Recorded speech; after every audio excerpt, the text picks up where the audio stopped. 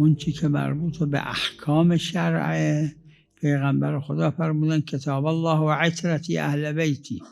فقط این دوتا منبع، یکی قرآن کریم، یکی اون چیزی که مسلمه که عترت پیغمبر فرمودن، این نسبت به احکام. اما نسبت به چیزهای دیگه، امور علوم دنیوی، علوم دیگه، نه، از هر کسی که نسبت به پزشکی، نسبت به هندسه، نسبت به علوم دیگه، هر کسی که فرق نمیکنه.